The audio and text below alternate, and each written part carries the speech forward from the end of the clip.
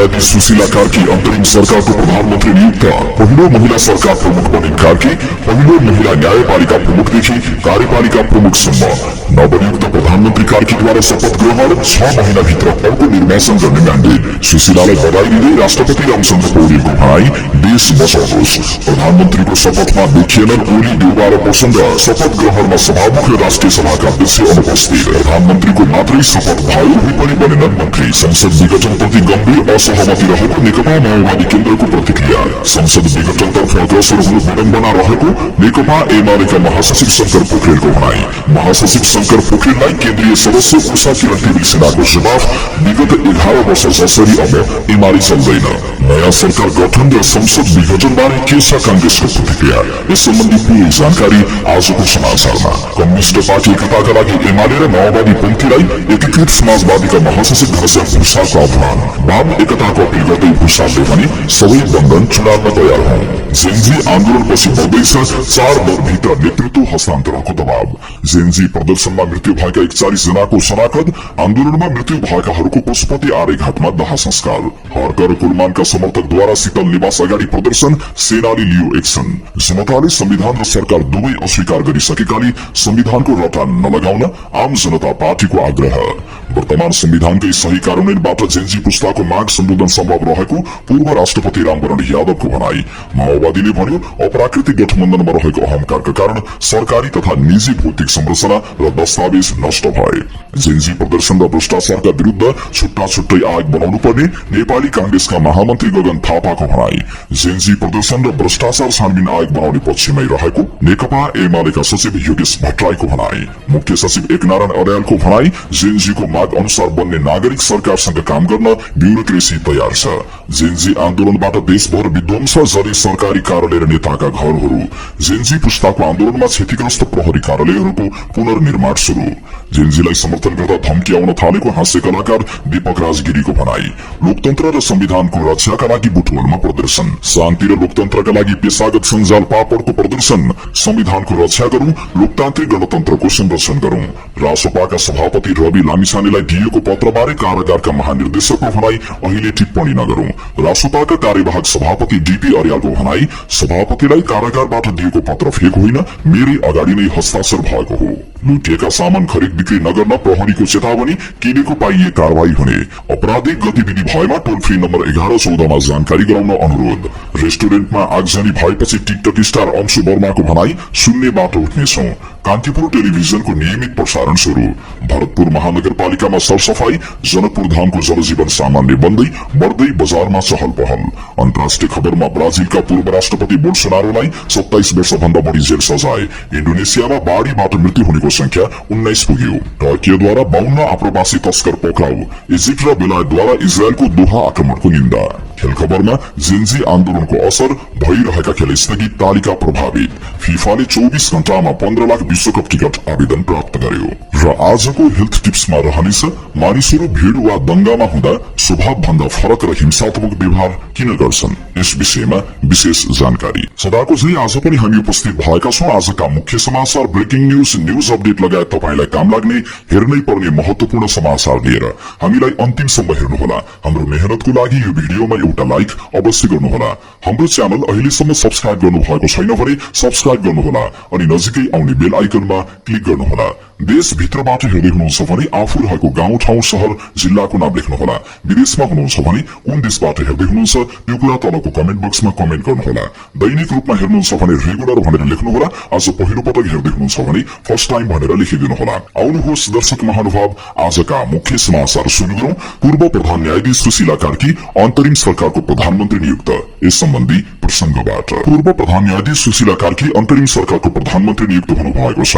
उहाँलाई राष्ट्रपति रामचन्द्र पौडेलले प्रधानमन्त्रीमा नियुक्त गर्नु भएको हो। राष्ट्रपति कार्यालयमा शुक्रबार साँझ भएको सहमतिसँगै उहाँ देशको पहिलो महिला प्रधानमन्त्री बन्नु भएको हो। कार्कीले पहिलो महिला प्रधान न्यायाधीश बनेर इतिहास रच्नु भएको थियो। प्रधान न्यायाधीशबाट अवकाशको करिब 8 वर्षपछि कार्यपालिकाको नेतृत्व गर्ने पहिलो महिला सरकार प्रमुखको इतिहास पनि रच्नु भएको हो। न्यायपालिकामा रहँदा हक्की र इमानदार स्वभावका कारण उहाँ चर्चामा आउनु भएको थियो। यसपटक सामाजिक सञ्जाल बन्दको विरोधमा उत्रिएका जेन्जीहरूको आन्दोलनपछि देशका तीनवटै अंग ध्वस्त भएका थिए भने प्रधानमन्त्री केपी शर्मा ओलीले राजीनामा दिनु परेको थियो। प्रधानमन्त्रीको राजीनामा लगत्तै प्रधान सेनापति समेतको सहभागितामा राष्ट्रपति रामचन्द्र पौडेलले नयाँ सरकार गठनको प्रक्रिया अघि बढाउनु भएको थियो। कार्कीले जेन्जीको प्रदर्शनका दौरान भएको क्षतिग्रस्त संरचनाबाट मुलुकलाई नेतृत्व प्रदान गरेर अबको निर्वाचनपछि आउने नयाँ जनप्रतिनिधिलाई सत्ता हस्तान्तरण गर्नुहुनेछ। अन्तरिम सरकार प्रमुख बन्नुभएकी सुशीला कार्की सर्वोच्च अदालतको पहिलो महिला प्रधान न्यायाधीश हुनुहुन्छ। नेपालमा न्यायालय स्थापना भएको 65 वर्षभन्दा लामो इतिहासमा पहिलो महिला प्रधान न्यायाधीश बन्नुभएकी उहाँ औपचारिक नियुक्तिपछि नेपालमा प्रजातन्त्र आएको 75 वर्षमा पहिलो महिला प्रधानमन्त्री अन्तरिम सरकार प्रमुख बन्नुभएको छ। कार्की विक्रम सम्वत 2009 जेठ 25 गते विराटनगरमा जन्मिनु भएको हो। महेन्द्र मोरङ क्याम्पसबाट 2028 सालमा बीए र बनारस हिन्दू विश्वविद्यालयबाट 2031 सालमा राजनीति शास्त्रमा एमए गर्नुभएकी उहाँले त्रिभुवन विश्वविद्यालयबाट 2034 सालमा कानूनमा स्नातक उपाधि हासिल गर्नुभएको छ। उहाँले 2042 देखि 2046 सालसम्म महेन्द्र बहुमुखी क्याम्पस धरानमा प्राध्यापन गर्नुभएको थियो। विराटनगर स्थित नेपाली कांग्रेसको कोइराला परिवारसँग निकट रहेको पारिवारिक पृष्ठभूमिमा जन्मिनु भएकी उहाँले दुर्गा सुवेदीसँग विवाह गर्नुभयो। वकिलबाट प्रधान न्यायाधीशसम्मको यात्रामा श्रीमान दुर्गाको साथ र इमान्दारिताको ठूलो भूमिका रहेको उहाँले नै बताउने गर्नुभएको छ। 2035 सालमा वकालत शुरू गर्नुभएकी उहाँले विराटनगरको पुनरावेदन अदालतमा बार अध्यक्षको जिम्मेवारी सम्हाल्नु भयो। 2061 मा वरिष्ठ अधिवक्ता बन्नुभएकी कार्की 2065 सालमा सर्वोच्च अदालतको अस्थायी न्यायाधीश बन्नुभएकी उहाँ 2067 मा स्थायी न्यायाधीश हुनुभएको थियो। तत्कालीन प्रधान न्यायाधीश रामप्रसाद श्रेष्ठले सुशीला कार्कीमा क्षमता देखेर नै सर्वोच्च अदालतको न्यायाधीशमा सिफारिस गरेको बताउनु भएको थियो। न्यायाधीशका रूपमा कांग्रेस नेता जेपी गुप्ता बहालवाला संचार मन्त्री रहेकै बेला भ्रष्टाचार मुद्दामा दोषी ठहर गरेपछि सुशीला कार्कीको चर्चा हुन थालेको थियो। प्रधान न्यायाधीश भएकै बेला अख्तियार दुरुपयोग अनुसन्धान आयोगका तत्कालीन प्रमुख लोकमान सिंह कार्की विरुद्धको मुद्दामा फैसला पुनरावलोकन गर्नु भनी दिएको निवेदनमा सुशीला कार्कीले मुद्दा बिउतिने गरी निस्सा हुने आदेश दिनुभएको थियो। त्यसपछिको उहाँ बाहेकका 3 न्यायाधीशको पूर्ण इजलासले लोकमान सिंह कार्की पदमुक्त हुने निर्णय गरेको थियो। 2073 सालमा प्रधान न्यायाधीश नियुक्त हुनुभएकी कार्कीको 11 महिनाको कार्यकाल विवाद रहित भन्ने बन्न सकेन। 11 महिने कार्यकालमा उहाँले महाअभियोग खेप्नुभयो। त्यति बेला नेकपा माओवादी केन्द्रका अध्यक्ष पुष्पकमल दाहाल प्रचण्ड नेतृत्वको सरकार थियो। नेपाल प्रहरीको महानिदेशक आईजीपी को बन्ने विवादको विषयलाई लिएर कार्कीमाथि संसद सचिवालयमा महाअभियोग दर्ता भएको थियो। तत्कालीन पुष्पकमल दाहाल प्रचण्ड नेतृत्वको सरकारले आईजीपीमा जय बहादुर चन्दलाई नियुक्त गरेपछि नवराज सिलवाल सर्वोच्च अदालत पुग्नु भएको थियो। सर्वोच्चले एकै दिनमा निवेदन लिएर सोही दिन चन्दलाई प्रहरीको प्रमुख नियुक्त नगर्न आदेश दिएको थियो। सो फैसलाका कारण कार्कीमाथि महाअभियोग दर्ता भयो। कार्की विरुद्ध 17 वैशाख 2074 मा सत्तारूढ़ गठबन्धनका प्रमुख दल नेपाली कांग्रेस र नेकपा माओवादी केन्द्रका 249 सांसदको हस्ताक्षर सहित महाअभियोग प्रस्ताव संसद सचिवालयमा दर्ता भएको थियो। तुरुन्तै कार्कीलाई निलम्बित भएको पत्र दियो। यद्यपि तत्कालीन न्यायाधीश सुरेन्द्र शमशेर जबराको एकल इजलासले महाअभियोग निष्क्रिय हुने भन्दै कार्कीलाई सर्वोच्च फर्काएको थियो। अवकाशको अन्तिम समयमा भने सुडान घोटाला भ्रष्टाचार प्रकरणको विषयमा भने उहाँ विवाद रहित बन्न सक्नु भएन। बहुचर्चित सुडान घोटालामा करोडौं हिनामिना गर्ने नेपाल प्रहरीका पूर्व महानिरीक्षकहरू ओम विक्रम राणा, होम बहादुर गुरुङ, तत्कालीन प्रहरी महानिरीक्षक रमेश चन्द्र ठकुरीले करोडौंको हिनामिना गर्दा न्यून सजाय दिएको भनी आलोचना भएको थियो। 2065-63 को 19 दिने दोस्रो जनआन्दोलनपछि बनेको नेपालको संविधान 2072 जारी भइसकेपछि प्रधान न्यायाधीश हुनुभएकी कार्कीलाई संघीय संरचना अनुसार कसरी अघि बढ्ने भन्ने चुनौती थियो। साथै प्रदेशमा उच्च अदालत गठन र न्यायपालिकाको प्रशासनिक चुनौतीलाई चिर्दै उहाँले न्यायालय सम्हाल्नु भएको थियो। उहाँले 2073 साल असार 27 गतेदेखि 2074 जेठ 24 गतेसम्म यो पद सम्हाल्नु भएको थियो। न्यून न्यायाधीशहरूबाट न्यायिक कार्य सम्पादन भइरहेका बेला वर्षौंदेखि न्यायाधीश रिक्तताको अवस्थामा उहाँले न्यायपालिकाको नेतृत्व लिनु भएको थियो। न्यायाधीश नियुक्त गर्दा उहाँले राजनीतिक व्यक्तिलाई ठाउँ दिएको र निष्पक्ष निर्णय गर्न नसकेको भन्ने उहाँमाथि आरोप लागेको थियो। 2073 पुस 29 मा कार्कीले न्याय परिषदको बहुमत सदस्यको बलमा उच्च अदालतमा 80 जना न्यायाधीश नियुक्त गर्न भएको थियो। न्यायाधीश नियुक्तिको प्रक्रियाको विषयमा वैधानिकताको प्रश्न उठेको थियो। सो विरुद्ध सर्वोच्चमा रिट पनि दर्ता भयो, तर सर्वोच्चले 2075 चैत्र 29 मा सो रिट खारेज गरिदियो। अदालतमा 10 वर्षभन्दा लामो समयदेखि सुनवाई हुन नसकेर थन्किएर बसिरहेका बेला न्यायाधीश नियुक्त हुन नसक्दा हजारौं विचाराधीन मुद्दा फर्स्योट हुन सकेको थियो। विवादकै बीच रहेर उहाँले उच्च अदालतको न्यायाधीश नियुक्त गर्दा अब्जसको भारी खिप्नु परेको थियो।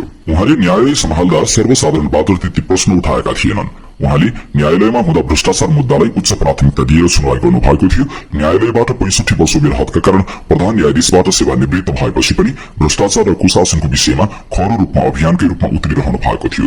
जेएनजीले पनि गत भदौ 23 गते भ्रष्टाचार र कुशासन बढेको भन्दै सरकार विरुद्ध प्रदर्शन गर्यो, जुन प्रदर्शनका कारण नेपाली कांग्रेस र नेकपा एमालेको गठबन्धन सरकार हुँडा टेक्न बाध्य बन्यो। प्रधानमन्त्री पदबाट केपी शर्मा ओलीले राजीनामा दिनु पर्यो। ओलीको राजीनामा पछि रिक्तता भएपछि उहाँ सरकार प्रमुखको पद सम्हाल्न आइपुग्नु भएको छ। अहिले भने अनुमान नगरिएको परिस्थितिमा निकै प्रतिकूल अवस्थामा उहाँ अन्तरिम सरकारको नेतृत्वमा आइपुग्नु भएको छ। नवनियुक्त प्रधानमन्त्री सुशीला कार्कीले शपथ ग्रहण गर्नु भएको छ। पूर्व प्रधान न्यायाधीश समेत रहनुभएकी कार्कीलाई राष्ट्रपति रामचन्द्र पौडेलले पद तथा गोपनीयताको शपथ खुवाउनु भएको हो। यसअघि संविधानको धारा 61 अनुसार राष्ट्रपति पौडेलले कार्कीलाई प्रधानमन्त्री पदमा नियुक्त गर्नु भएको थियो। शपथ ग्रहण समारोहमा उपराष्ट्रपति रामसहाय प्रसाद यादव, प्रधान न्यायाधीश प्रकाशमान सिंह राउत, पूर्व प्रधानमन्त्री बाबुराम भट्टराई लगायतको उपस्थिति रहेको थियो। कार्कीलाई 6 महिनाभित्र प्रतिनिधि सभाको निर्वाचन गर्ने म्यान्डेट दिएको छ।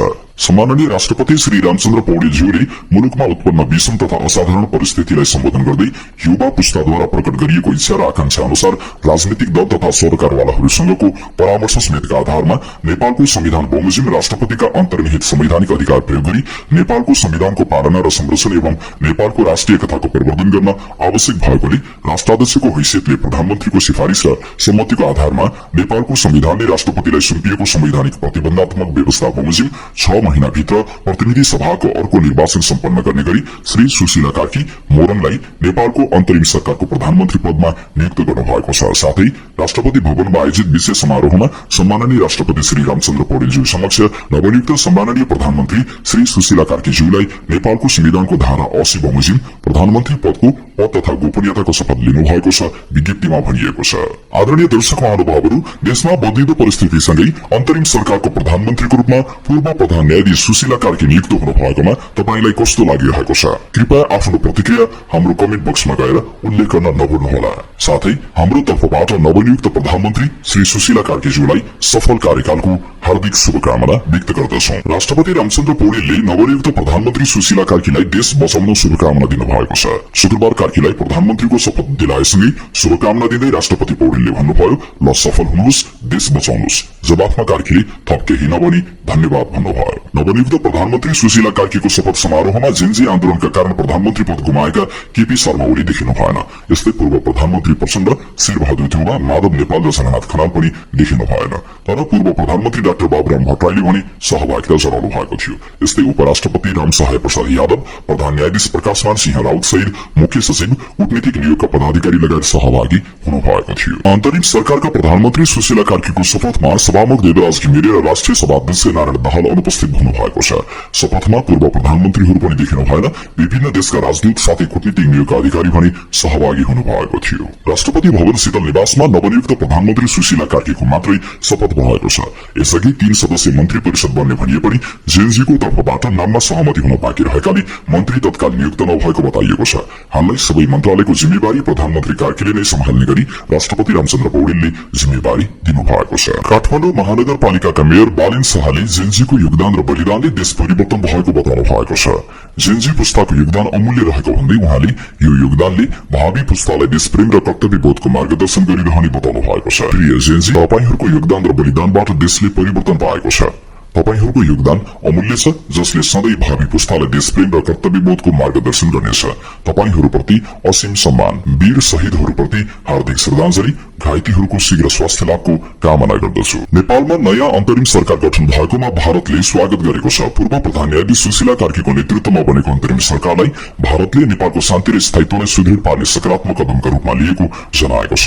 भारतीय विदेश मन्त्रालयद्वारा जारी विज्ञप्तिमा भनिएको छ, निकटतम छिमेकी, साझा लोकतन्त्र र दीर्घकालीन विकास साझेदारको रूपमा भारत नेपालसँग दुवै देश र जनताको समृद्धि र हितका लागि नजिकबाट सहकारी गर्न प्रतिबद्ध छ। नेपालका लागि संयुक्त राष्ट्रसंघकी आवासीय संयोजक हाना सिंगर हम्टीले नेपालको पहिलो महिला प्रधानमन्त्री सुशीला कार्कीलाई बधाई दिँदै शुभकामना सन्देश दिनु भएको छ।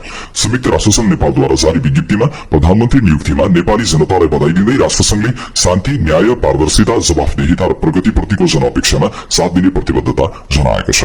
यो महत्वपूर्ण मोडमा संयुक्त राष्ट्रसंघ नेपाली जनताको शान्ति, न्याय, पारदर्शिता, जवाफदेहिता र प्रगतिप्रतिको आकांक्षामा साथ दिन प्रतिबद्ध छ, संयोजक हम्टीले उल्लेख गर्नु भएको छ। सन्देशमा राष्ट्रपति रामचन्द्र पौडेल, प्रधान सेनापति अशोक सिंहदेल र नयाँ पुस्ता संस्थाका युवा नेताहरूको योगदानको पनि उच्च मूल्याङ्कन गरिएको छ। साथै परिवर्तनको क्रममा ज्यान गुमाउनेहरूप्रति श्रद्धाञ्जली अर्पण गरिएको छ।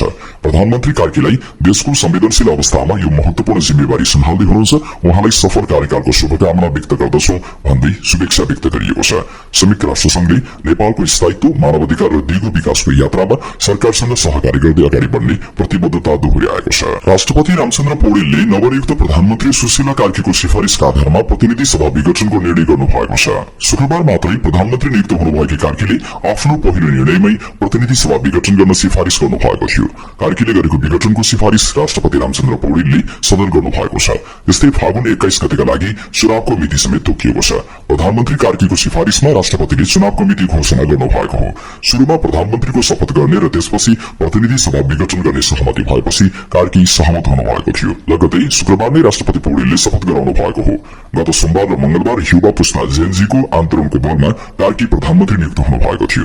उहाँलाई प्रधानमन्त्री नियुक्त गर्न जेनजीहरूले सञ्चालनमै छलफल गरेका थिए। सो छलफलपछि मेयर शाहले पनि कार्कीको नाममा समर्थन जनाउनु भएको थियो। नवगठित सरकारले पहिलो मन्त्री परिषद बैठकबाट जननिर्वाचित संसद भंग गरेको मुलुकको इतिहासमा यो दुर्लभ घटना हो। नेकपा माओवादी केन्द्रले प्रतिनिधि सभा विघटन गर्ने निर्णयमा गम्भीर असहमति रहेको बताएको छ। पार्टी केन्द्रीय पदाधिकारीहरूको आकस्मिक बैठकले यस्तो निर्णय गरेको पार्टीका प्रवक्ता एवं उपाध्यक्ष अग्निप्रसाद सापकोटाले जानकारी दिनुभयो। अहिलेको वर्तमान परिस्थितिलाई विश्लेषण गर्दै मुलुकको संवैधानिक व्यवस्था विपरीत संसदलाई विघटन गर्ने निर्णय भएको भन्दै त्यसप्रति गम्भीर असहमति भएको निर्णय माओवादी केन्द्रले गरेको छ। नेकपा माओवादी केन्द्रका उपमहासचिव जनार्दन शर्मा प्रभाकरले संसद विघटन हुनुमा राजनीतिक दलका प्रमुख नेताहरू जिम्मेवार रहेको बताउनु भएको छ। इतिहासले यसको मूल्याङ्कन गर्ने उहाँको भनाइ छ। संसद विघटन गर्ने शर्तसहित पूर्व प्रधान न्यायाधीश सुशीला कार्कीले शुक्रबार प्रधानमन्त्री पदको शपथ ग्रहण गरे लगत्तै पूर्व मन्त्री शर्माले आफ्नो धारणा सार्वजनिक गर्नु भएको हो। शर्माले फेसबुकमा लेख्नु भएको छ, संसद विघटन हुनुमा दलका प्रमुख नेताहरू जिम्मेवार छन्। पार्टीलाई व्यक्तिगत पेवा सम्झनेहरूको लागि यो ठूलो विषय नहुन सक्छ, तर इतिहासले यसको मूल्याङ्कन गर्नेछ। शर्माले प्रमुख दलका नेताहरू भनेर संसदका ठूला दलहरू क्रमशः नेपाली कांग्रेस, नेकपा एमाले र आफ्नै पार्टी नेकपा माओवादी केन्द्रका नेतृत्वप्रति लक्षित गर्नु भएको छ। शुक्रबार नै नेकपा माओवादी केन्द्रका उपाध्यक्ष एवं प्रवक्ता अग्नि सापकोटाले विज्ञप्ति निकालेर संसद विघटनप्रति गम्भीर असहमति रहेको जानकारी दिनुभएको छ। कानून व्यवसायीहरूको छाता संगठन नेपाल बार एसोसिएसनले प्रतिनिधि सभा विघटनलाई असंवैधानिक भनेको छ। विकसित घटनाक्रमहरूलाई नजिकबाट निहालिरहेको बारले प्रतिनिधि सभा विघटनको सिफारिस र निर्णय हुनासाथ तत्काल विरोध सहित विज्ञप्ति निकालेको हो। बारले उक्त निर्णयलाई स्वेच्छाचारी र असंवैधानिक भन्दै त्यसले संवैधानिक सर्वोच्चता र संविधानमाथि समेत प्रहार भएको निष्कर्ष निकालेको छ। प्रतिनिधि सभा विघटनको निर्णयले लामो र कठिन संघर्षपछिको नेपाली लोकतन्त्रलाई कमजोर बनाएको र संघीयताको उपलब्धि खोज्ने प्रयास गरेको टिप्पणी गरिएको छ। बारले विज्ञप्तिमा भनेको छ, प्रतिनिधि सभा विघटन गर्ने राष्ट्रपतिको कदम सर्वोच्च अदालतको यस अघिको संसद पुनर्स्थापना सम्बन्धी निर्णय विपरीत समेत छ। अवधि नपुग्दै प्रतिनिधि सभा विघटन गर्ने अभ्यासले लोकतान्त्रिक संस्थाहरूमाथिको जनविश्वास घटाउने र मुलुकको संवैधानिक व्यवस्थाको जगलाई खतरामा पार्ने बारको विश्लेषण छ। कुनै पनि बहानामा हुने पक्षगामी कदमलाई आफूले अस्वीकार गर्ने भन्दै बारले त्यस विरुद्ध आफूले गर्ने विरोध र चाल्ने कदममा साथ दिन सबैलाई आग्रह गरेको छ। बारका अध्यक्ष डाक्टर विजय प्रसाद मिश्र र महासचिव केदार प्रसाद कोइरालाले संयुक्त विज्ञप्ति निकालेर विघटनको निर्णयको विरोध गर्न भएको हो। नेकपा एमालेका महासचिव शंकर पोखरेलले अहिले संसद विघटन गर्ने कुराको विरोध गर्नु भएको छ। पूर्व प्रधानमन्त्री केपी ओलीले संसद विघटन गरेको कदमको विरोध गरेको घटनाप्रति पोखरेलले असन्तुष्टि व्यक्त गर्नु भएको छ। उहाँले सामाजिक सञ्जाल फेसबुकमा लेख्नु भएको छ, विगतमा बहुमतको प्रधानमन्त्रीले संसद विघटन गर्दा त्यसलाई असंवैधानिक भन्दै मुद्दा हालेर फैसला सुनाउनेहरू अहिले स्वयं विघटनतर्फ अग्रसर हुनु विडम्बनापूर्ण विषय हो। त्यसैले सतर्क रहौं, खबरदारी गरौं। जेनजी आन्दोलनका क्रममा कयौं विद्यार्थीको हत्या र आगजनी भएपछि केपी ओलीले राजीनामा दिनु भएको थियो। उहाँले सेनाको हेलिकप्टरले बालुवाटारबाट उद्धार गरेको थियो। पोखरेल केपी निकटका एमाले नेता हुन्। यसअघि केपी ओलीले 2 पटक संसद विघटन गरेका थिए। त्यतिखेर उनले ओलीको कदमको समर्थन गरेका थिए। नेकपा एमालेकी केन्द्रीय सदस्य उषा किरण तिमिल सेनाले महासचिव शंकर पोखरेलले संसद विघटनबारे दिएको अभिव्यक्तिको जवाब फर्काउनु भएको छ। सुशीला कार्कीको नेतृत्वमा अन्तरिम सरकार गठन भएसँगै संसद विघटन गर्ने निर्णयप्रति महासचिव पोखरेलले असन्तुष्टि जनाउनु भएको थियो। उहाँले भन्नुभएको थियो, विगतमा बहुमतको प्रधानमन्त्रीले संसद विघटन गर्दा त्यसलाई असंवैधानिक भन्दै मुद्दा हाल्ने र फैसला सुनाउनेहरू अहिले स्वयं विघटनतर्फ अग्रसर हुनु विडम्बनापूर्ण विषय हो। त्यसैले सतर्क रहौं। त्यसको जवाब फर्काउँदै समाज र नागरिक र आफ्नै पार्टीका नेताहरूबाट एमाले बेखबर हुनु विडम्बनापूर्ण भन्नुभएको छ।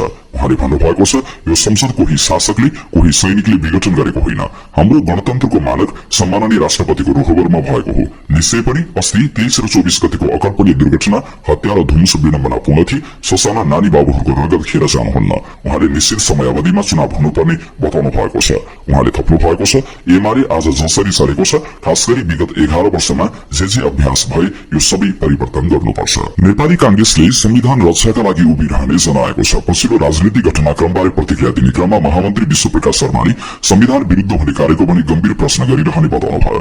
राष्ट्रपति संस्थाको रक्षा, शान्ति व्यवस्थाको कायम, ध्वस्त भएका संरचनाको पुनर्निर्माण, दोषीहरूमाथि छानबिन, दोषीलाई कारबाही, उच्चस्तरीय आयोग बनाएर सम्पत्ति छानबिन, निर्वाचन लगायतमा हाम्रो समर्थन हुन्छ। महामन्त्री शर्माले भन्नुभयो, संविधान उल्लंघन गर्ने काम भयो भने गम्भीर प्रश्न रहन्छ। पछिल्लो घटनाक्रमबारे निर्णय लिन कार्य सम्पादन समितिको बैठक बोलाइएको पनि उहाँले बताउनुभयो। शर्माले पदाधिकारीहरू प्रत्यक्ष सम्पर्कमा रहेको र सल्लाह परामर्श भइरहेको बताउनुभयो। पार्टी एकताबद्ध रहेको पनि उहाँले बताउनुभयो। राष्ट्रपति रामचन्द्र पौडेलले पूर्व प्रधान न्यायाधीश सुशीला कार्कीलाई प्रधानमन्त्री नियुक्त गर्नु भएको छ। संसद विघटन गर्नुपर्ने कार्कीको अडान थियो। स्रोतका अनुसार कार्कीले प्रधानमन्त्री पदको शपथ लिएपछि मन्त्री परिषद बैठक बस्ने र संसद विघटन गर्ने गरी सहमति बनेको छ। नेकपा एकीकृत समाजवादी नेकपा यसकी नेत्री रामकुमारी झाँक्रीले जेनजी युवा लक्षित आक्रोश व्यक्त गर्नु भएको छ। जेनजी आन्दोलनकारीहरूले नेताहरूको घर, व्यापारिक भवनहरूमा तोडफोड आगजनी गरेका थिए, साथै लुटपाट समेत भएको थियो। त्यसप्रति लक्षित गर्दै झाँक्रीले 50 को नाथे पुरानो भकुण्डो छोड्नेले देश चलाउँछ भनेर पत्याइदिनु पर्ने भन्दै प्रश्न गर्नु भएको छ। उहाँले जेनजी पछाडिको पछिल्लो पुस्ता जेन अल्फाको रु 50 को पुरानो भकुण्डो, पुराना जुत्ता, चप्पलसम्म नछोडेको भन्दै त्यस्तालाई हरामखोर लुटेर भन्नुभएको छ। जेन अल्फाको रु 50 को नाथे पुरानो भकुण्डो, पुराना जुत्ता, चप्पलसम्म नछोड्ने हरामखोर लुटेराहरूले देश बनाउँछन्, देश चलाउँछन् भनेर पत्याइदिनु पर्ने होइन, झाँक्रीले भन्नुभएको छ। नेकपा एकीकृत समाजवादीका महासचिव घनश्याम भूषालले एमाले र माओवादीलाई कम्युनिष्ट एकताका लागि आह्वान गर्नु भएको छ। 23 गते सत्ताले गरेको नरसंहार र 24 गते मुलुकभरिका अपराधीहरूले गरेको ताण्डवले आफूहरूको नालायकीको पराकाष्ठलाई छर्लङ्ग पारेको भन्दै एकताको प्रस्ताव अघि सार्नु भएको हो। उहाँले भन्नुभएको छ, हाम्रा राजनीतिक संरचना र प्रक्रियाको यो भन्दा हरिबिजो कहिल्यै हुने छैन। अहिलेको राजनीतिक गतिरोध जसरी अगाडि बढे पनि हामी असाधारण संकटका सामु उभिएका छौं। यस अवस्थामा म देशभक्ति, लोकतन्त्र र मुलुकको समृद्धिको आकांक्षा बोकेका सबै राजनीतिक कर्मीहरूलाई सबै बार बन्देज भत्काएर खुल्ला छलफलमा उत्रिन आह्वान गर्दछु। उहाँले एमाले र माओवादीको विचार एउटै भए पनि नेताहरूका स्वार्थका खरानी रेखाले मात्रै विभाजित गरेको उल्लेख गर्नु भएको छ। उहाँले थप्नु भएको छ, म कम्युनिष्ट आन्दोलनमा हुर्केको एउटा सक्रिय व्यक्तिका हिसाबले सबै कम्युनिष्ट पार्टीका सदस्यहरू, खास गरी नेकपा एमाले र नेकपा माओवादीको स्कुलिङबाट हुर्केका देशभित्र र बाहिर रहेका प्रिय कमरेडहरू, हाम्रो आन्दोलनमा बौद्धिक तथा सांस्कृतिक योगदान गर्ने सबै बुद्धिजीवीहरू र यस आन्दोलनका सक्रिय समर्थक तथा शुभचिन्तकलाई आह्वान गर्न चाहन्छु। हाम्रो विचार एउटै हो, नेताहरूका स्वार्थका खरानी रेखाले मात्रै हामीलाई विभाजित गरेको छ। हामी एक ठाउँमा उभिन्छौं भनेर संकल्प गर्नासाथ एउटा ऐतिहासिक राजनैतिक शक्ति जन्मिन्छ। इतिहासको यस कालखण्डमा केवल एउटा संकल्पको खाँचो छ, हामीलाई विभाजित गर्ने ती सबै बन्धन चुडाल्न तयार हौं। भ्रष्टाचार व्यथिति विरुद्ध जेनजी युवाहरूले गरेको विद्रोहले झण्डै 2/3 मत प्राप्त केपी शर्मा ओली नेतृत्वको शक्तिशाली गठबन्धन सरकार ढल्यो। भदौ 23 गते काठमाडौँ लगायत देशका विभिन्न शहरमा भएको विद्रोहमाथि 19 जनाको ज्यान जाने गरी सरकारले दमन गरेको थियो। राज्य दमनबाट आक्रोशित भएका उनीहरूले भदौ 24 गते राज्यका प्रमुख अंग कार्यपालिका, व्यवस्थापिका र न्यायपालिका नियन्त्रणमा लिएर ध्वस्त पारे। संघ, प्रदेश र स्थानीय तहका सरकारी सम्पत्ति, दलका कार्यालय, नेताहरूको निजी निवास, ठूला उद्योगमा आगजनी गरेपछि अरबौंको क्षति भयो। अत्याधिक प्रविधिको विकाससँगै हुर्किएका जेनजी पुस्ताको मनोविज्ञान पुराना राजनीतिक दल र तिनका नेतृत्वले समयमै बुझ्न नसक्दा राज्यलाई ठूलो क्षति भएको विश्लेषण भइरहेको छ। जेनजीको विद्रोहले वर्षौंसम्म कब्जा जमाएर बसेका परम्परागत दलहरूको राज्य सत्ता मात्र ढालेको छैन, तिनीहरूका दलभित्र पनि पार्टी पुनर्गठनको सशक्त आवाज उठेका छन्। सरकारमा पटक पटक सहभागी भएका नेपाली कांग्रेस, नेकपा एमाले र नेकपा माओवादी केन्द्रभित्र पार्टी पुनर्गठनको माग जोडतोडले उठ्न थालेको छ। 2046 सालमा बहुदलीय व्यवस्था पुनर्स्थापनापछि कांग्रेस एमाले लगायतका दलहरू लगातार सत्ता राजनीतिमा छन्। माओवादी 2063 सालदेखि लगातार सत्तामा छ। तीनवटै दलबाट आलो पालो सत्ता संसारमा हुँदा समेत आम नागरिक सन्तुष्ट हुन सकेका छैनन्। नेतृत्वको कार्यक्षमतालाई लिएर पार्टीका नेता तथा कार्यकर्ताहरूले पनि तीव्र असन्तुष्टि व्यक्त गरेका छन्।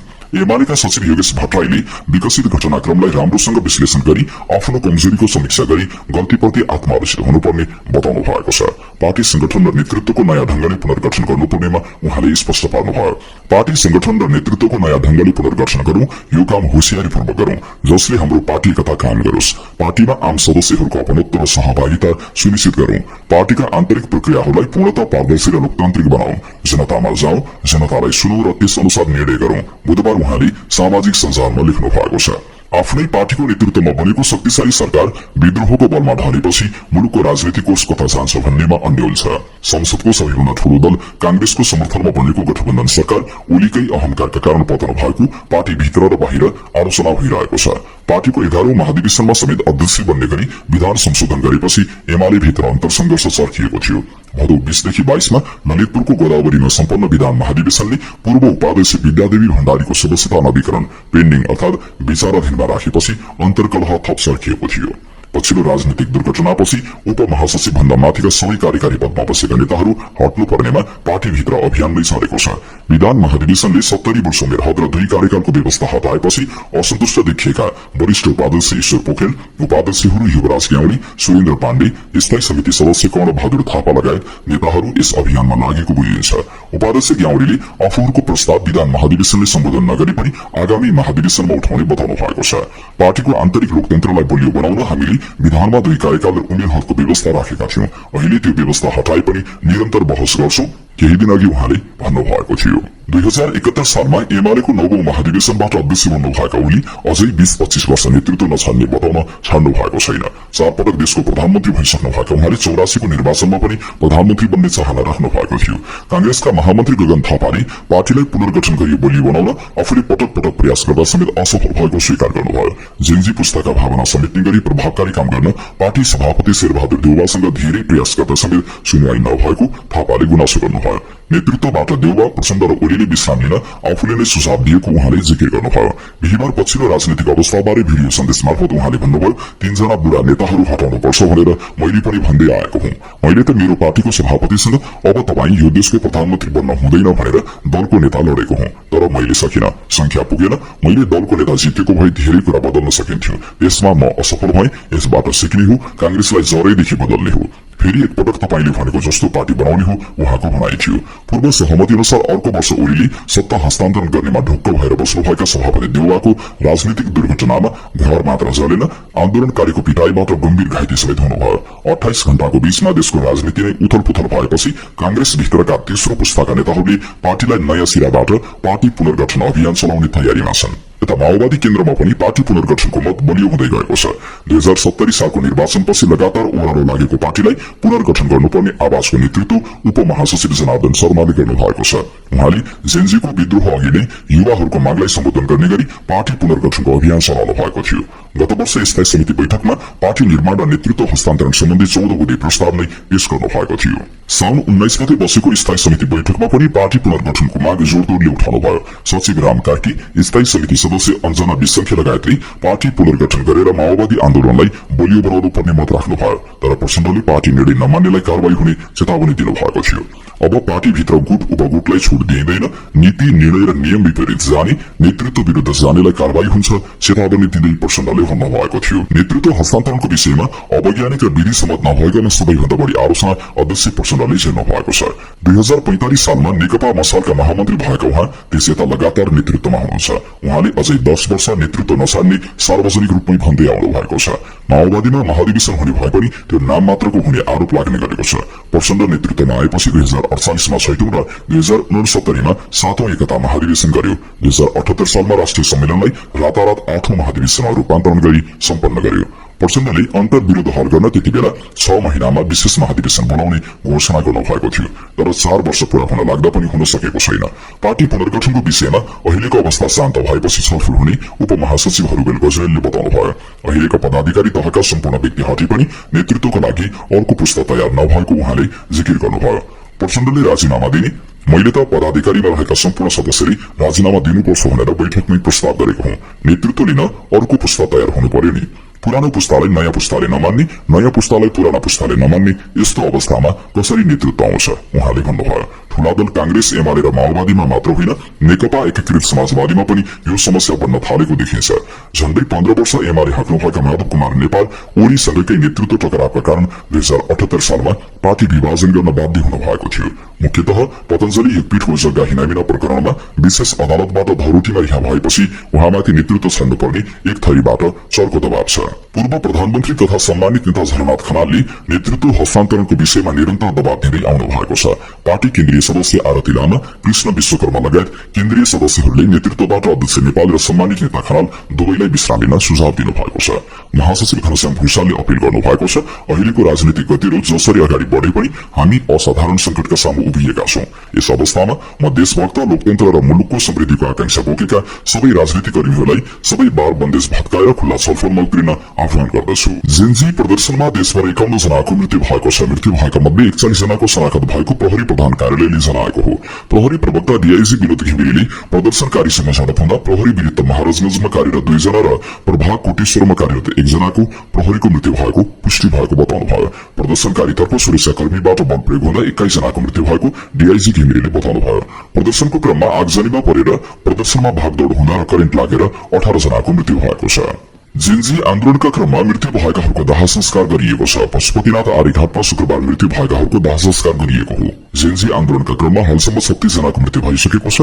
प्रहरीको गोली लागेर घाइते भएकाहरूको उपचार काठमाडौँका विभिन्न अस्पतालमा भइरहेको छ। राष्ट्रपति भवन शीतल निवासमा अन्तरिम सरकार प्रमुखका विषयमा आफूले भनेको मान्छे हुनुपर्ने भन्दै प्रदर्शन भएको छ। धरानका मेयर हर्क साम्पाङ र विद्युत प्राधिकरणका पूर्व कार्यकारी निर्देशक कुलमान घिसिङको पक्षमा शीतल निवास अगाडि नाराबाजी भएको हो। युवाहरूले नाराबाजी गरेपछि नेपाली सेनाले एक्सन लिएर भीड़ नियन्त्रण गरेको छ। आम जनता पार्टी आजपाले संसद विघटन गरी नयाँ सरकार र नयाँ संविधान निर्माणको दिशामा अगाडि बढ्न अपील गरेको छ। नेपाली जनताले अहिलेको संविधान र सरकार दुवै अस्वीकार गरिसकेकाले संविधानको रटान लगाउनुको कुनै औचित्य नभएको आजपाले जनाएको छ।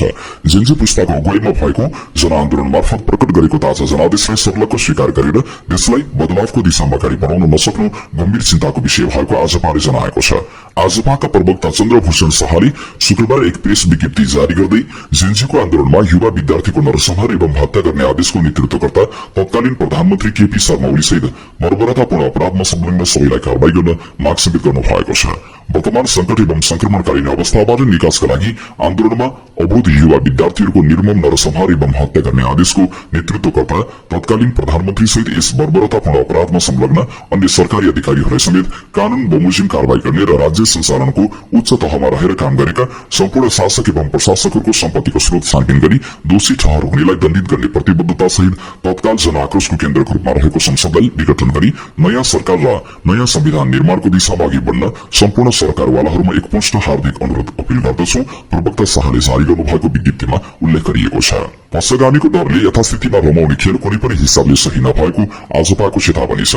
अहिलेको विषम परिस्थितिमा देशलाई अग्रगामी निकास दिनका लागि राष्ट्रपति जस्तो सम्मानित संस्थाले यस आन्दोलनका नेतृत्व एवं सहयोगी शक्तिहरू तथा परिवर्तन पक्षधरहरूसँग वार्ता र संवाद गरी समस्या समाधान गर्नुको सट्टा उल्टै उही अस्वीकृत यथास्थितिवादी एवं प्रतिक्रियावादी धारका पार्टी प्रवृत्ति र व्यक्तिसँग छलफल गर्ने कार्य हामीलाई केमार्थ स्वीकार्य छैन। यो अशोभनीय एवं आपत्तिजनक कदम सडकबाट मुखरित जनादेश जनआन्दोलनको भावना तथा नागरिक स्वतन्त्रता समेतको बर्खिलाफ विज्ञप्तिमा भनिएको छ। नेपालको वर्तमान राज्य व्यवस्था नै भ्रष्टाचारको मूल जड भएको निष्कर्ष आज पाएको छ। अनुहार परिवर्तन गरेर मात्र भ्रष्टाचारको अन्त्य सम्भव नभएको जनाउँदै आजपाले भ्रष्टाचार केवल केन्द्र सरकारमा मात्र नभई प्रदेशदेखि स्थानीय तह लगायत सम्पूर्ण सरकारी निकाय एवं संयन्त्रमा व्यापक रहेको जनाइएको छ। भ्रष्टाचारको जननी यो लुटकारी व्यवस्था एवं प्रणालीमा सुधार बिना सुशासन र बदलाव सम्भव नभएको आजपाले जनाएको छ। पूर्व राष्ट्रपति डाक्टर रामवरण यादवले वर्तमान संविधानकै सही कार्यान्वयनबाट जेनजी पुस्ताको माग सम्बोधन सम्भव रहेको प्रश्न पार्नु भएको छ। शुक्रबार पूर्व राष्ट्रपति यादवले प्रेस वक्तव्य जारी गर्दै 23 गते सोमबार जेनजी ब्यानरमा युवा तथा किशोर किशोरीहरूको जुलुस प्रदर्शनको क्रममा भएको अकल्पनीय हिंसा, आगजनी, तोडफोड र लुटपाटका घटनाले सिंगो मुलुकलाई नै कम्पित एवं स्तब्ध तुल्याएको उल्लेख गर्नु भएको छ। यस घटनाबाट व्यक्तिगत रूपमा आफू अत्यन्त दुखी र मर्माहत भएको उहाँले जनाउनु भएको छ। वक्तव्यमा पूर्व राष्ट्रपति यादवले भन्नुभएको छ, सर्वप्रथम म उक्त जघन्य हिंसा र आगजनीमा परि अकालमा ज्यान गुमाउनु भएका भाइ बहिनीहरूका आत्माले शान्ति पाओस् भनी हार्दिक श्रद्धाञ्जली अर्पण गर्दछु। साथै आफ्ना होनहार सन्तान, साथी र सहपाठीलाई असमयमा गुमाउनु पर्दा शोकको पीडामा रहनुभएका दिवंगत युवाका परिवार तथा स्वजनहरूप्रति समवेदना व्यक्त गर्दै उहाँहरूलाई धैर्य धारण गर्ने शक्ति मिलोस् भनी कामना गर्दछु। युवाहरूको सो आन्दोलन भ्रष्टाचारको अन्त्य, पूर्ण अभिव्यक्ति स्वतन्त्रता र उत्तरदायी शासन व्यवस्था अर्थात सुशासन जस्ता अत्यन्त स्वाभाविक र आधारभूत मागका निम्ति भएको पूर्व राष्ट्रपति यादवको ठहर छ।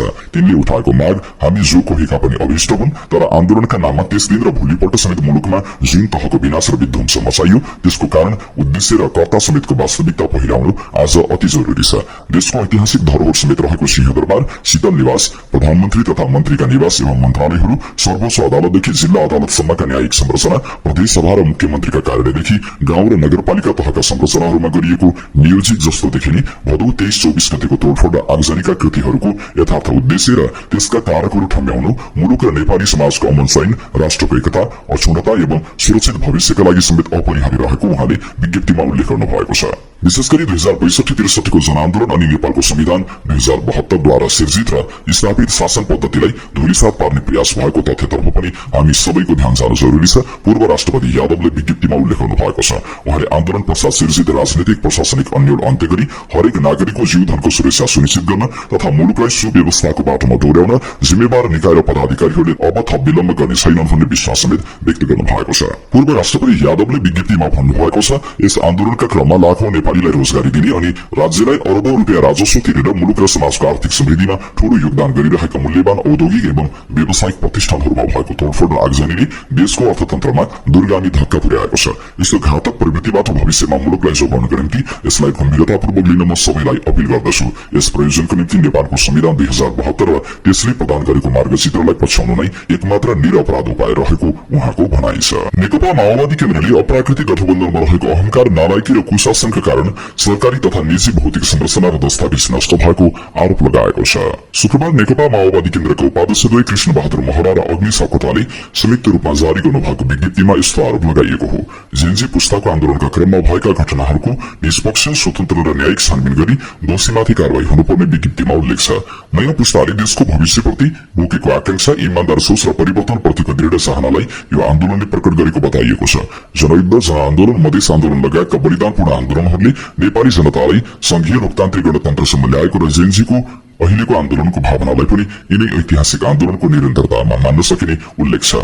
आन्दोलनभित्र घुसेर प्रतिगामी तत्त्वहरूले तोडफोड, आगजनी र विध्वंस गरेर बलिदानीपूर्ण संघर्षबाट प्राप्त उपलब्धिहरूलाई उल्टाउने कोशिष्ट गरिएको आरोप लगाइएको छ। संविधान कार्यान्वयन तथा सरकार सञ्चालनका क्रममा भएका कमी कमजोरी र कार्यशैलीमा देखा परेका त्रुटिहरूको स्वीकार र गम्भीर समीक्षा गरी अगाडि बढ्ने प्रतिबद्धता व्यक्त गर्नुपर्ने बताइएको छ। संघीय संसदबाट तत्काल आवश्यक कानून निर्माण गरी मुलुकलाई नयाँ जनादेशमा लैजाने मार्ग वैधानिक र उपयुक्त विधि हुने र आन्दोलनकारी युवाका प्रतिनिधिलाई समेत समेटेर संविधान बमोजिम नयाँ सरकारको निर्माण गर्नु नै अहिलेको उत्तम विकल्प भएको जिकिर गरिएको छ। नयाँ सरकारको पहिलो र प्राथमिक काम स्वच्छ र निष्पक्ष निर्वाचन गराउनु हुने र ध्वस्त संरचनाको पुनर्निर्माण तथा सुशासनलाई ध्यान दिँदै नागरिकमा आशा जगाउने काम गर्नुपर्ने विज्ञप्तिमा उल्लेख गरिएको छ। संविधानले निर्दिष्ट गरेका मौलिक हकका विषयलाई कानून बनाएर इमानदारीपूर्वक कार्यान्वयन गर्न सक्दा आन्दोलनकारी जेनजी युवाले उठाएका मागमा सहमति गरेर संवैधानिक व्यवस्था, विधि, प्रक्रिया र पद्धतिको हिसाबले अगाडि लैजानु श्रेयस्कर हुने पनि बताइएको छ। नेपाली कांग्रेसका महामन्त्री गगन थापाले पार्टीको पुनर्गठन अनिवार्य रहेको बताउनु भएको छ। मत प्राप्त गर्ने र विश्वास प्राप्त गर्ने फरक फरक रहेकाले यसमा आत्मसमीक्षा गर्नुपर्ने उहाँले बताउनु भयो। नागरिकको विश्वास किन टुट्यो, यसको हामीले समीक्षा गर्नुपर्दछ। खास गरी नयाँ पुस्ताले हामीलाई नरुचाएको पाइयो। थापाले एक भिडियो सार्वजनिक गर्दै भन्नुभएको छ, उनीहरू किन हामीहरूसँग छैनन्, यसको उत्तर खोज्ने मात्रै होइन, केही काम गर्ने पनि हो। गति र मती अनुसार पार्टी चल्न नसकेको उहाँले बताउनु भयो। कांग्रेसको अनुहारमा दाग लागेको हुँदा ऐना पुछेर नहुने उहाँले बताउनु भयो। भिडियो सन्देशमा उहाँ भन्नुहुन्छ, सिङ्गो देशसँग कांग्रेसले माफी माग्नुपर्छ, यो घाउलाई पुर्नु पर्दछ। 23 र 24 भदौमा भएका अमानवीय र क्रूर सबै घटनाको छानबिन हुनुपर्ने उहाँले माग गर्नुभयो। सभापतिदेखि नेता कार्यकर्ताहरूलाई आक्रमण भएको थापाले जानकारी गराउनुभयो। थापाले भन्नुभयो, स्वाभाविक आक्रोशलाई हामीले स्वीकार गर्नुपर्दछ, तर जहाँ नियत बस भएको छ ती दण्डनीय छन्, तिनलाई कानूनको दायरामा ल्याउनु पर्दछ। पुनः निर्माणको अग्रसरता पनि कांग्रेसले लिनुपर्ने महामन्त्री थापाले बताउनुभयो। राष्ट्रपति, पार्टीहरू, आन्दोलनकारीसँग संवाद जारी रहेको उहाँले बताउनुभयो। जेनजीहरूले चाहेको व्यक्तिलाई प्रधानमन्त्री बनाउन आवश्यक पहल कांग्रेसले गरिरहेको उहाँले सुनाउनुभयो। यो सरकारलाई हामी संविधानसँग जोड्न चाहन्छौं। संविधान एकपटक ट्र्याक बाहिर गयो भने फर्काउन सकिँदैन, थापाले भन्नुभयो। थापाले शुक्रबार साँझसम्म सरकार बन्ने विश्वास व्यक्त गर्नुभयो। नेकपा एमालेका सचिव योगेश भट्टराईले जेनजी प्रदर्शन र भ्रष्टाचार छानबिन आयोग बनाउने पक्षमै आफूहरू रहेको बताउनु भएको छ। फेसबुक स्ट्याटस मार्फत भट्टराईले दुवै आयोग बनाउने पक्षमै रहेको प्रश्न पार्नु भएको हो। हामी भदौ 23 र 24 गते भएका घटना र भ्रष्टाचार सम्बन्धमा निष्पक्ष र न्यायिक छानबिनको पक्षमा छौं। भट्टराईले लेख्नु भएको छ। तर संवैधानिक बाटो मार्फत नै मुलुकलाई निकास दिनुपर्नेमा जोड दिएको उहाँले उल्लेख गर्नु भएको छ। हाम्रो जोड विकल्प संवैधानिक बाटोबाट होस् भन्ने हो, भट्टराईले लेख्नु भएको छ। मुख्य सचिव एकनारायण अर्यालले अब बन्ने नागरिक सरकारसँग काम गर्न कर्मचारी प्रशासन तयार रहेको बताउनु भएको छ। शुक्रबार सिंहदरबार स्थित भौतिक पूर्वाधारहरूको निरीक्षणपछि संचारकर्मीहरूसँग कुरा गर्दै मुख्य सचिव अर्यालले जेएनजीको माग अनुसार गठन हुने सरकारसँग काम गर्न ब्युरोक्रेसी तयार रहेको बताउनु भएको हो। हामी के चाहन्छौं भने छिटो भन्दा छिटो युवाहरूले जुन मागहरू उठाइराख्नु भएको छ त्यो माग सम्बोधन हुने गरी सरकार बनोस्, मुख्य सचिव अर्यालले भन्नुभयो। त्यो सरकारसँग काम गर्नको लागि ब्युरोक्रेसी तयार छ। अर्यालले मुलुकका अत्यावश्यक सेवाहरू अबाधित रूपमा सञ्चालन भइरहेको र सेवा प्रवाहलाई अझ प्रभावकारी बनाउन सम्बन्धित निकायले निर्देशन दिएको जानकारी पनि दिनुभयो। राहदानीदेखि वैदेशिक रोजगार सम्बन्धी सम्पूर्ण सेवा अनलाइन मार्फत शुरू भइसकेको उहाँले जानकारी दिनुभयो। उहाँले सुरक्षाको जिम्मा नेपाली सेनाले सम्हालिरहेको र अहिले सुरक्षा स्थिति सामान्यतर्फ उन्मुख रहेको पनि बताउनुभयो। हामीले हिजोदेखि राहदानीदेखि वैदेशिक रोजगारका सबै सेवाहरू अनलाइनबाट शुरू गरिसकेका छौं। अत्यावश्यक आवश्यक सेवाहरू, खानेपानी, विद्युत तथा टेलिफोन लगायत जनतालाई दिनुपर्ने सेवाहरूका लागि हामीले तत्त निकायहरूलाई निर्देशन दिइसकेका छौं, मुख्य सचिव अर्यालले भन्नुभयो। हिजो र अस्ति मन्त्रालयका सचिवहरूसँग भर्चुअल माध्यमबाट छलफल गरेर सोही अनुसार निर्देशन पनि भइसकेको छ। सुरक्षाको सम्बन्धमा नेपाली सेनाको नेतृत्वमा काम भइरहेको छ र सुरक्षा स्थिति सामान्य उन्मुख छ। प्रशासनिक अभिलेखमा अकल्पनीय क्षति पुगेको उल्लेख गर्दै उहाँले पूर्वाधार र सवारी साधनको क्षतिबारे प्राविधिक मूल्याङ्कन गरिने बताउनुभयो। उहाँले नागरिकलाई अत्यावश्यक सेवा प्रवाह गर्नका लागि सम्बन्धित निकायहरूलाई निर्देशन दिइसकेको पनि बताउनुभयो। सरकार आइसकेपछि मन्त्रालय मार्फत हुने सेवाका सम्बन्धमा निरीक्षणपछि छलफल पनि गर्यौं। कति क्षति भएको छ त्यसको आकलन गरिसकेपछि क्षति कम भएको ठाउँबाट सेवा प्रवाह गर्ने कुराहरू भइरहेको छ। त्यही अनुसार हामी काम अगाडि बढाउँछौं, उहाँले भन्नुभयो। अभिलेखको क्षति कल्पना समेत गर्न सकिँदैन। पूर्वाधार र सवारीको क्षतिबारे प्राविधिक रूपमा आकलन गर्छौं। सिंहदरबारबाटै सरकार गठन हुने सम्भावना रहेको भन्दै उहाँले त्यो अनुसारको व्यवस्थापन गर्ने बताउनुभयो। जेएनजी आन्दोलनको क्रममा प्रदर्शनकारी युवाहरूको निशानामा देशभर सरकारी कार्यालय तथा प्रतिष्ठानहरू परे। देशभर विभिन्न मन्त्रालय, प्रदेश सभाका साथै प्रतिनिधि सभा र सिंहदरबारमा समेत तोडफोड तथा आगजनी भयो। आन्दोलनकै क्रममा युवाहरूले विभिन्न राजनैतिक दलका नेता तथा कार्यकर्ताहरूको घरमा आगजनी तथा तोडफोड गरे। यसै क्रममा धनुषामा पनि विभिन्न नेताका घरमा आगजनी र तोडफोड भयो। जेएनजी आन्दोलनको क्रममा प्रदर्शनकारी युवाहरूले एमाले सचिव रघुवीर महासेठको जनकपुर धाम स्थित रहेको घरमा आगजनी गरे। आगजनीबाट महासेठको घर पूर्ण रूपमा जलेको छ। त्यस्तै कांग्रेस नेता विमलेन्द्र निविको जनकपुर धाम स्थित मिल्स एरियामा रहेको घरमा आगजनी तथा तोडफोड भएको छ। जनकपुर धाममै महोत्तरी 2 खर्की प्रदेशसभा सदस्य सुनिता शाहको घरमा प्रदर्शनकारीहरूले तोडफोड गरे। शाह चढ्दै आएको गाडीका साथै 3वटा मोटरसाइकल बाहिर निकालेर प्रदर्शनकारी युवाहरूले आगजनी गरेका थिए। कांग्रेस नेता शेषनारायण यादवको पिडारीमा रहेको घरमा समेत आगजनी गरिएको थियो। आगजनीबाट उहाँको घर पूर्ण रूपमा जलेको छ। यता प्रदेशसभा सदस्य राम आशिष यादवको घरमा आन्दोलनकै नाममा लुटपाट समेत भएको छ। लुटपाटकै क्रममा उहाँको घरमा आगजनी गरिए पनि समयमै निभाइएका कारण क्षति भने पुग्न सकेन। जेएनजी पुस्ताको आन्दोलनमा खण्डहर भएका तथा क्षति पुगेका प्रहरी कार्यालयहरूको पुनर्निर्माण कार्य शुरू भएको छ। हात हतियारसहित कार्यालय तथा इकाइ छोडेर गएका प्रहरीहरू जिम्मेवारीमा फर्किन थालेसँगै आन्दोलनका क्रममा क्षति पुगेका भौतिक संरचना पुनर्निर्माणको कार्य शुरू भएको हो। काठमाडौँको तीनकुने र कोटेश्वरका प्रहरी कार्यालयहरू पुनर्निर्माणको काम शुक्रबार बिहानैदेखि थालिएको छ। आन्दोलनका क्रममा कार्यालय छाडेर सुरक्षित स्थानतर्फ गएका प्रहरीहरूलाई स्वागत गर्दै स्थानीय नै सुरक्षा निकायका संरचना पुनर्निर्माण गर्न अग्रसर भएका छन्। कोटेश्वर व्यवसायी प्रज्ञा प्रतिष्ठान, कोटेश्वर व्यवसायी संघ र कोटेश्वर बहुमुखी क्याम्पस लगायतका संस्थाहरूले हाम्रो प्रहरी प्रभाग हामी नै बनाउँछौं भन्ने अभियानका साथ पुनर्निर्माणको काम अघि बढाएको कोटेश्वर बहुमुखी क्याम्पसका स्वतन्त्र विद्यार्थी युनियनका अध्यक्ष सञ्जय बुढाथोकीले बताउनुभयो। कोटेश्वरमा देशभरिकै नागरिक बस्ने भएकाले तथा आवश्यक सुरक्षा दिन नसक्दा चोरी डकैती बढेको उहाँको भनाइ छ। प्रहरीका क्षतिग्रस्त संरचनाको पुनर्निर्माणका लागि स्थानीय सरकार अग्रसर हुनुपर्नेमा उहाँको जोड छ। यही 23 र 24 भदौमा भएको जेएनजी पुस्ताको आन्दोलनका क्रममा 4 दर्जन बढी व्यक्तिको मृत्यु हुनुको साथै सिंहदरबार सहित राज्य संरचनामा ठूलो क्षति पुगेको छ। मृतकको शव व्यवस्थापनको कार्य समेत काठमाडौँ महानगरपालिकाले शुरू गरेको छ। यद्यपि भौतिक पूर्वाधारहरूको क्षतिको मूल्याङ्कन गर्न शुरू भइसकेको छैन। अभिनेता दीपक राजगिरीले जेएनजी आन्दोलनलाई समर्थन गर्दा आफूलाई धम्की आउन थालेको बताउनु भएको छ। सामाजिक सञ्जालमा शुक्रबार पोस्ट गर्दै उहाँले केही दिन अघिदेखि मानिसले आफूलाई धम्क्याउन थालेको उल्लेख गर्नुभयो। इनबक्स र कल मार्फत धम्कीहरू आइरहेको जनाउँदै उहाँले आफूमाथि जेएनजीलाई उकासेको आरोप लगाइएको बताउनुभयो। गिरीले घुमाउरो ढंगले ठूला दलका कार्यकर्ताबाट धम्की आइरहेको संकेत गर्नुभएको छ। 2046 सालको जनआन्दोलनमा पनि आफू ठूला दलसँगै आन्दोलनमा हिँडेको स्मरण गर्दै उहाँले जेएनजीले उठाएका सुशासन र भ्रष्टाचारको मुद्दामा अहिले पनि आफ्नो समर्थन रहेको बताउनु भएको छ। अस्तिको आन्दोलनमा पनि सबै दोषी मात्रै दण्डित भएनन्, कति निर्दोष मान्छेहरू पनि भिक्टिम हुन पुगेको देखेको छु। यदि तपाईहरूले धम्की दिए जस्तै भयो भने म पनि त्यो सूचीमा थपिनेछु भनेर चित्त बुझाउनु बाहेक मसँग अन्य विकल्प छैन उहाँले भन्नुभयो। उहाँ अघि लेख्नु हुन्छ, होइन भने यहाँबाट सबैले आफ्नो गल्ती महसुस गरेर क्रान्ति, प्रतिक्रान्ति र बदलाका कुरा छाडेर एकजुट भई पुनः मुलुक निर्माणको बारेमा सोच्नुपर्ने कि लोकतन्त्र र संविधानको रक्षाका लागि प्रदर्शन गरिएको छ। शुक्रबार बिहान बुटवलको राजमार्ग चौराहादेखि ट्राफिक चोकसम्म शान्ति र्याली आयोजना गरिएको हो। Save the nation, save the constitution भन्ने नारासहित प्रदर्शन भएको हो। संविधानको रक्षा हुनुपर्ने मागसहित काठमाडौँ उपत्यका सहित देशका विभिन्न स्थानमा बिहिबारदेखि प्रदर्शन शुरू हुन थालेको छ। जेनजी पुस्ताको आन्दोलन र त्यसपछि उत्पन्न परिस्थितिबाट मुलुक बाहिर निस्कन नपाउँदै पुनः आन्दोलनको भूमरीमा देश जान थालेको छ। शान्ति र लोकतन्त्रका लागि पेशागत सञ्जाल पापडले प्रदर्शन गरेको छ। शुक्रबार नेपाल बार एसोसिएसन परिसरमा भेला भएर उनीहरूले संवैधानिक प्रक्रियाबाट देशलाई निकास दिन सुझाव दिएका छन्। जेनजी आन्दोलनपछि राज्य विहीनताको अवस्था आएको र यसको समाधानका लागि अन्योलता देखिएको बताउँदै पापडले यस्तो सुझाव दिएको हो।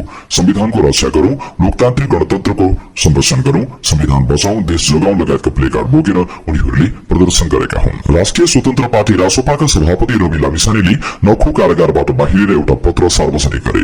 नखुका जेलर सत्यराज जोशीले हस्ताक्षर गरेको पत्रमा सहकारीसँग जोडेर गरिएको राजनीतिक मुद्दा फिर्ता लिन समय लाग्ने हुनाले गृह सचिवको आदेश अनुसार थुनामुक्त गरिएको उल्लेख छ। जेनजी प्रदर्शनतर्फ संकेत गर्दै पत्रमा भनिएको छ, थुनामा राख्दा थप अन्याय हुन जाने तथा देशमा अमन चयन थप खलबल पर्ने हुँदा निजलाई तत्काल थुनामुक्त गर्न निर्णय अनुसार जानकारी गराइन्छ। भदौ 24 मा जेनजी प्रदर्शनकारीहरूले दबाव दिएपछि कारागार बाहिर आउनुभएका लामिछानेलाई प्रशासनले दिएको पत्रबारे आलोचना भएको छ। अदालतको आदेशले थुनामा राखिएका लामिछानेलाई सो निकायकै आदेशमा मात्र थुनामुक्त गर्न मिल्छ, तर कारागार प्रशासनले दिएको पत्रबारे कारागार व्यवस्थापन विभागका महानिर्देशक लीलाराज शर्माले भन्नुभयो, त्यसबारे बुझ्नै पाएको छैन। विभागको काम कारागार कार्यालयहरूको अनुगमन र लजिस्टिक सपोर्ट रहेको उल्लेख गर्दै शर्माले भन्नुभयो, हामी भागेका कैदीहरूलाई सम्पर्कमा ल्याउने काममा छौं। यो पत्रबारे अहिले टिप्पणी गर्नु हतार हुन्छ। कारागारबाट भागेका 2000 भन्दा बढी कैदीबन्दी सम्पर्कमा आएको शर्माले जानकारी दिनुभयो। 13,000 कैदीबन्दी कारागार र बाल सुधार गृहबाट भागेका छन्। उहाँले भन्नुभयो, हामी 11,000 कैदीलाई सम्पर्कमा ल्याउने प्रयासमा छौं। राष्ट्रिय स्वतन्त्र पार्टी रासोपाका कार्यवाहक सभापति डीपी अर्यालले पार्टी सभापति रवि लामिछानेलाई कारागारबाट निकाल्ने प्रक्रियामा कुनै गडबडी नभएको स्पष्ट पार्नु भएको छ। उहाँले लामिछानेलाई कारागारले नै बाहिर निकाल्न आग्रह गरेको र त्यसमा सबै सुरक्षा निकायसँग निरन्तर समन्वय भएको बताउनु भएको छ। अर्यालका अनुसार कारागारबाट निस्कने बेला उपस्थित साक्षी आफै भएको र सम्बन्धित पत्र आफ्नो अगाडि नै हस्ताक्षर भएको हो। पत्र फेको होइन, हतारमा बिहोरामा तलमाथि भएको हुन सक्छ। नीति सच्याइएको भए पनि हस्ताक्षर र छाप त्यही छ। यस्ता पत्रहरू कम्प्युटरमा टाइप हुँदा अघिल्लो विवरण डिलिट नभएको हुन सक्छ, उहाँले भन्नुभयो। उहाँले पार्टी सभापति लामिछानेलाई यसबारे कुनै जानकारी नदिएको भन्दै उहाँले भन्नुभयो, सभापतिज्यूलाई दोष दिन मिल्दैन। उहाँले केवल पत्र माग्नु भएको हो। हामीले सुरक्षा सम्बन्धी निकायसँग समन्वय मात्र गरेका हौं। अर्यालले लामिछानेको सुरक्षालाई आफूले पहिलो प्राथमिकता दिएको उल्लेख गर्दै भन्नुभयो, यदि 10 मिनेट ढिलो भएको भए हामीले अहिले श्रद्धाञ्जली लेख्नुपर्ने अवस्था आउन सक्थ्यो। समयमै निकालिएको भए ठूलो जनधनको क्षति हुने सम्भावना स्वयं कारागारले स्वीकारेको छ। उहाँले कारागारको अवस्था जटिल भएकाले सिडिओ र जेलरसँग निरन्तर सम्पर्कमा बसेर अघि बढिएको बताउनुभयो।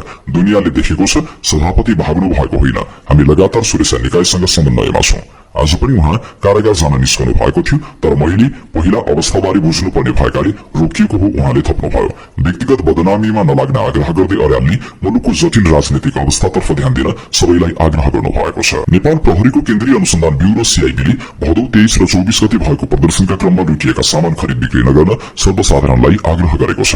प्रदर्शनको फाइदा उठाउँदै चोरी भएका सामान किनेको वा लुकाएको पाइएमा कड़ा कानूनी कारबाही गरिने ब्यूरोले चेतावनी दिएको हो।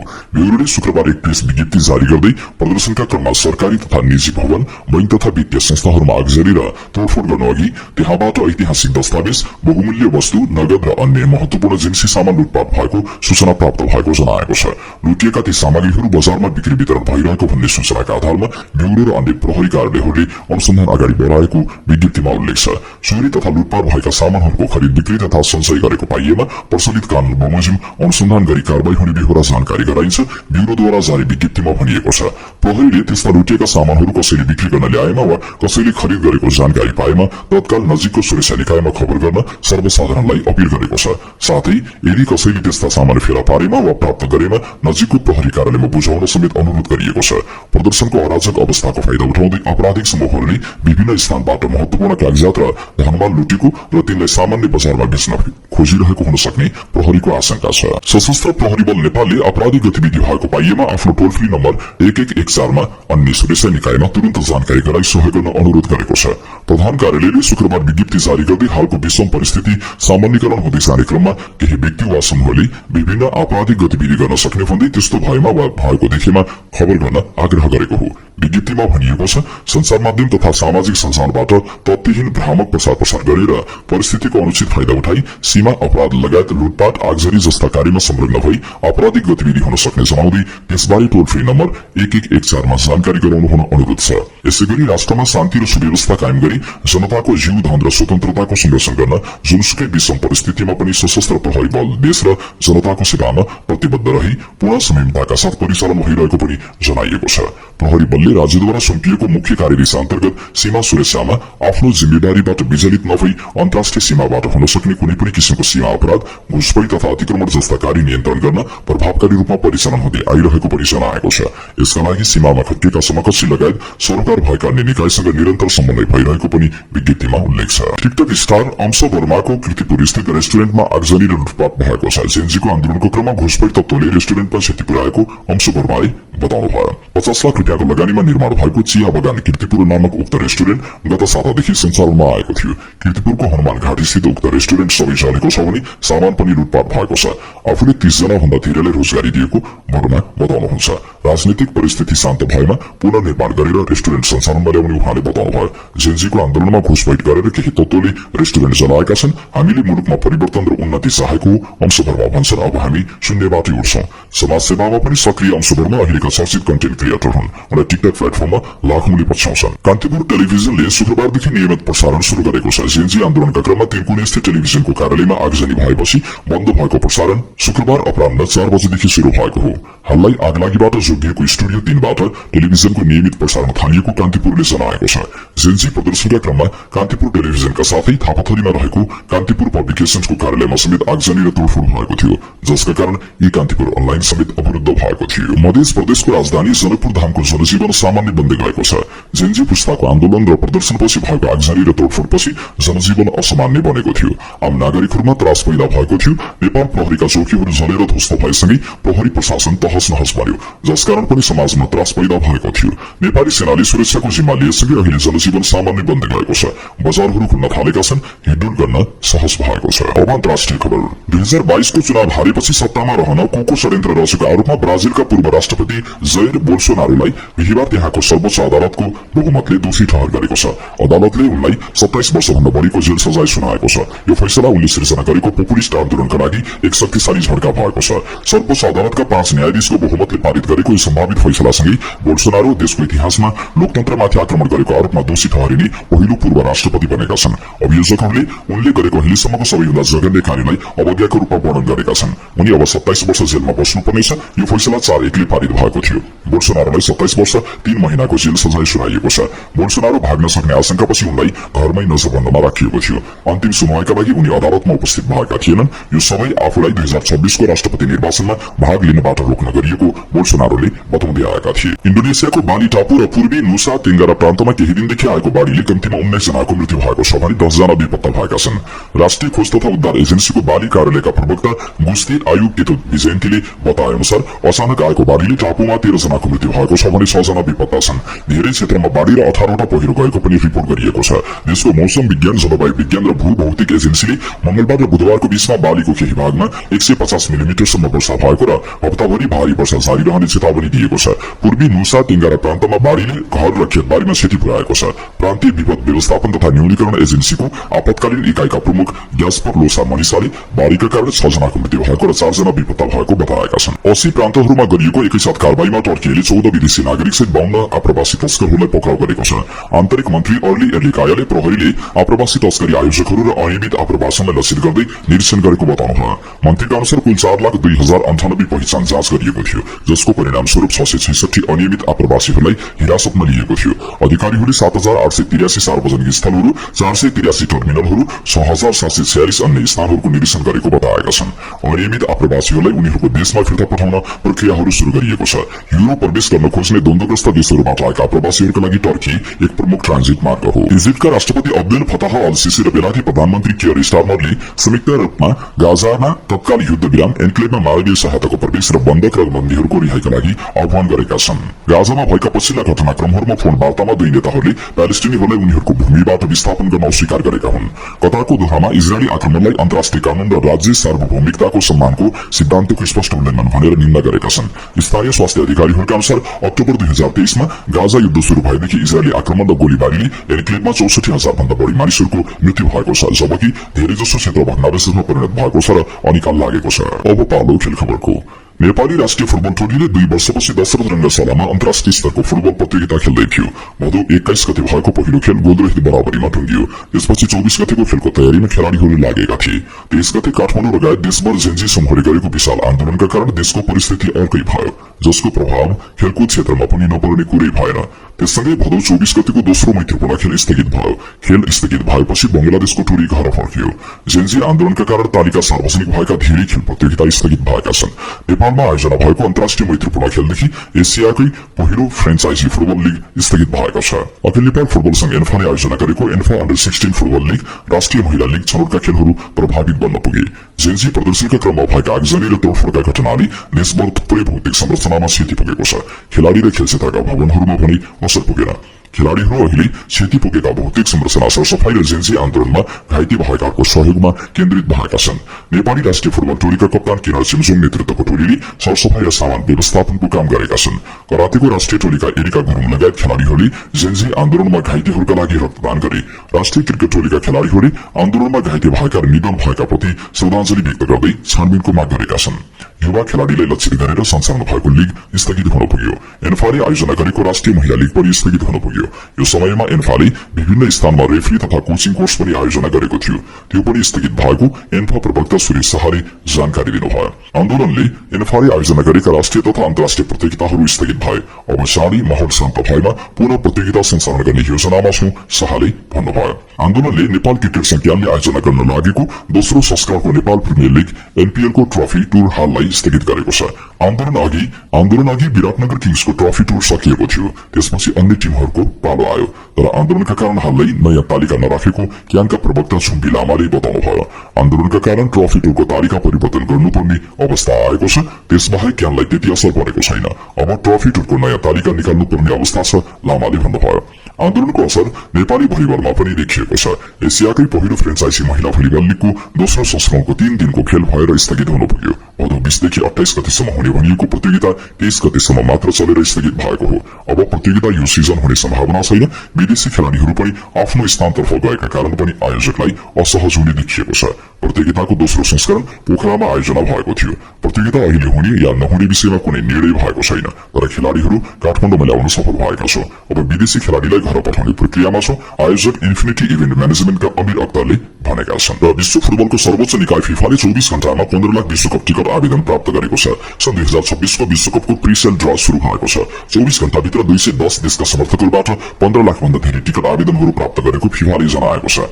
टिकटको माग मुख्यतया America, Mexico, Canada, Argentina, Colombia, Brazil, England, Spain, Portugal र जर्मनीबाट आएका थिए। आवेदन दिएकाहरूलाई आउँदो सेप्टेम्बर 29 देखि इमेल मार्फत सूचित गरिनेछ।